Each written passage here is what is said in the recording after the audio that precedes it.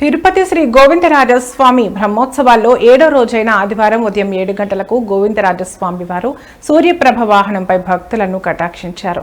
భక్తజన బృందాల చెక్క భజనలు, కోలాటాలు, మంగళ వాయిద్యాల నడుమ వాహన సేవ సాగింది.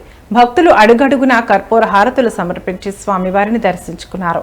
అనంతరం ఉదయం 10 గంటల నుండి 11 గంటల వరకు సతీ సమేతంగా గోవిందరాజస్వామి వారికి స్నపన తిరువంజనం వేడుకగా నిర్వహించారు. ఇందులో పాలు, పెరుగు, తేనె, కొబ్బరి నీళ్లు, చందనంతో అభిషేకం చేశారు.